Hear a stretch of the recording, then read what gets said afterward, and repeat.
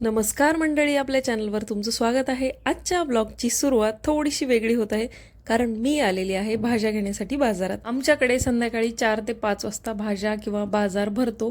छान 4 वाजता गेले, मस्त मस्त भाज्या घेऊन आले. खूप छान छान ताज्या ताज्या व्हरायटीच्या भाज्या मला मिळाल्या होत्या. सोबतच हा मस्त चल रे भोपळ्या टुनुक टुनुक वळा छान असा भोपळासुद्धा मिळालेला होता. खूप स्वस्तात मिळाला म्हणून मी घेऊन आले. एवढ्या मस्त 2 पिशव्या भरून भाज्या आणल्या की 10 दिवस फ्रीजकडे बघायची गरज मला नसते. सगळ्या जेवढ्या फळभाज्या आहेत तेवढ्या धुवून ठेवल्या. पालेभाज्या मात्र बाजूला ठेवून दिल्या. जेव्हा जेवण होईल तेव्हा त्या निवडायला मी घेणार होते. बाजारातून छान असे न तळलेले किंवा कोरडे मुरकुल आणले होते, तर ते दर्शीला लगेच तळून पाहिजे होते. त्यामुळे मुरकुल तळायला घेतले. तेव्हा मला लहानपणीची खूप आठवण झाली. लहानपणी आम्ही सगळे मावस मामे बहीण भावंड मिळून हे मुरकुल खायचो.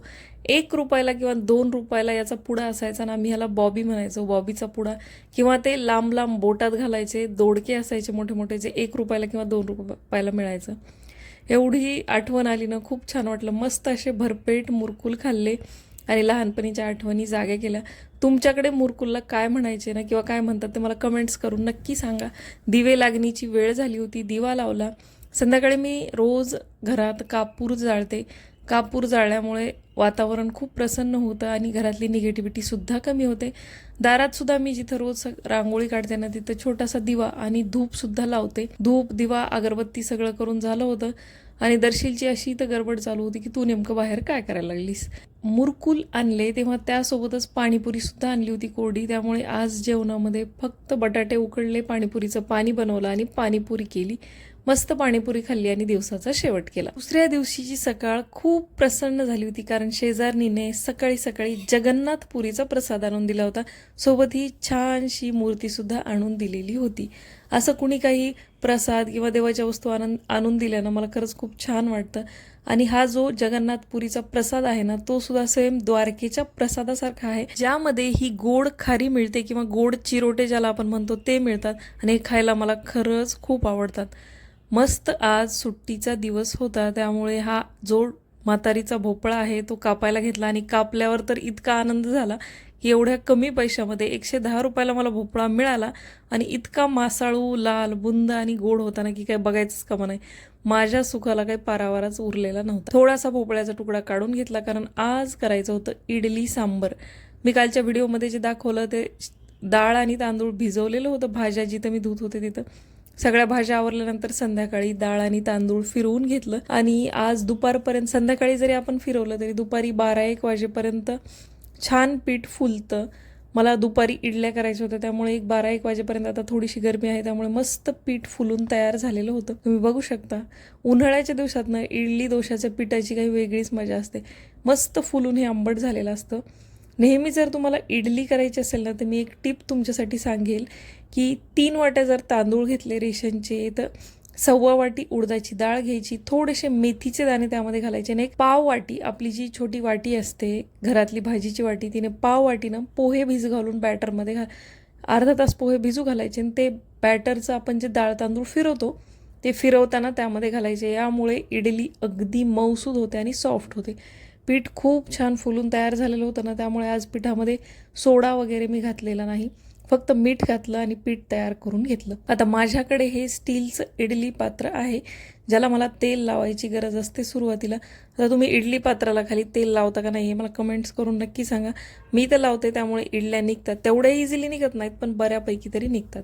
इडली पात्राला तेल लावून घेतलं. इडली पात्राच्या बुडाला थोडंसं पाणी घालून मी लिंबू घालते, यामुळे ना त्याला काळा डाग वगैरे पडत नाही. छान मस्त स्टीम इडल्या होतात. इडलीचा घाणा मांडायच्या आधीच मी वरण कुकरमध्ये लावलं होतं. पहिला इडलीचा घाणा टाकला आणि त्यानंतर वरणाला फोडणी दिली, म्हणजे 2 इडलीचे घाणे काढले की मस्त इडली सांबर खायला तयार होतं. आणि आमच्याकडे ज्या दिवशी इडली सांबर असतं ना, त्या दिवशी स्वयंपाकाला सुट्टी असते. घरात सगळ्यांना एवढी इडली आवडते. मला सुद्धा इडली खूप आवडते, अगदी मी इडली प्रेमी आहे.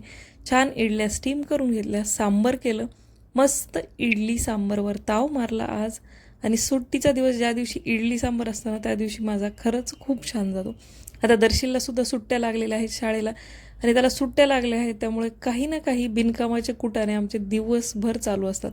काल त्याला शाळेमधून बुक्स वगैरे मिळाले, तर त्याचा जो पहिला शाळेचा पुस्तकं ठेवायचा खप्पा होता ना, तो आम्ही आवरायला घेतला. तर त्याच्या भरपूर असे तुटलेले क्रेयॉन्स आम्हाला मिळाले. तर ह्या क्रेयॉन्सचं काय करायचं हे आमचं इथं चाललेलं होतं. मी बघू शका किती मऊसूद आणि मस्त माझ्या इडल्या बनवून तयार झालेल्या आहेत. अगदी रुईसारख्या सॉफ्ट लागतात आणि दिवसभर सुद्धा ह्या एवढ्याच सॉफ्ट लागतात. तुम्ही सुद्धा इडलीच्या पिठामध्ये पोहे टाकता का नाही हे मला कमेंट्स करून नक्की सांगा. आणि जर तुम्ही टाकत नसताल तर ते एकदा टाकून नक्की बघा. पहिला इडलीचा घाणा काढल्यानंतर या प्रकारे मी खालचं जे स्टँड आहे ते इडलीचा भुगा काढून घेतला आणि दुसरा घाणा त्याच्यामध्ये लावला. आता हे जे छोटे क्रेयॉन्स झालेले होते दर्शीलचे, तर हे माझ्याकडे टॉफी बनवायचं किंवा चॉकलेट बनवायचं मोल्ड होतं. तर त्यामध्ये सगळे तुकडे जे मोठे होते ते छोटे करून घातले, सारख्या रंगाचे एका ठिकाणी घातले आणि ओव्हनमध्ये लावले. कॉन्व्हेक्शन मोडवर 200 डिग्री फॅरनहाईटवर जवळजवळ 10 ते 11 मिनिटासाठी मी हे लावले होते आणि खरंच जादू झाली. मला सुद्धा वाटलं नव्हतं की हे असं काही याचं होईल. तुम्ही सुद्धा तुमच्या घरी जर क्रेयॉन्सचे तुकडे जमलेले असतील तर हा प्रयोग नक्की करून बघा. हे जे माझं टॉफीचं मोल्ड आहे ते ओव्हन फ्री आहे. त्यानंतर 11 मिनिटांनी हे सगळे तिथं मेल्ट झाले. मेल्ट झाल्यानंतर बाहेर काढल्यावर याला थंड होऊ दिलं. सगळ्या खडूचं पाणी झालं होतं आणि थंड झाल्यावर हा मस्त या क्रेयॉन्सनी आकार घेतलेला होता. तुम्ही बघू शकता इतके सुंदर सुंदर हे डोनटच्या आकाराचे छोटे क्रेयॉन्स बनवून तयार झालेले आहेत ना, विश्वासच बसत नव्हता. जो दुसऱ्या रंगाचा खडू होता तो ह्याच्यामध्ये मस्त छान मेल्ट होऊन असा पडला होता. खूप सुंदर रंग याला आलेला होता. दर्शील तर याला बघून इतका खुश झाला ना, मला सुद्धा हे करताना खूप मजा येत होती. तुम्ही बघू शकता ऑरेंज, पिवळा, निळा, जांभळा इतकं छान हे वाटत होतं ना, असं वाटत होतं की आपण वेगवेगळ्या रंगाचे छोटे छोटे केक किंवा टॉफी बनवल्यात का काय. तुमच्याकडे सुद्धा जर क्रेयॉन्स असतील तर हा ट्राय नक्की करून बघा. जर तुमच्याकडे ओव्हन नसेल तर जसं आपण कढईमध्ये केक बेक करतो ना त्या पद्धतीनं तुम्ही ट्राय करून बघा. खाली पाणी न टाकता मीठ घाला, नक्की परफेक्ट क्रेयॉन बनवून तयार होतील. तुम्ही असे क्रेयॉन ट्राय केलेत का मला कमेंट्स करून नक्की सांगा. चला भेटते अशाच एका मस्त छानशा ब्लॉग सोबत पुढच्या व्हिडिओमध्ये. तोपर्यंत बाय.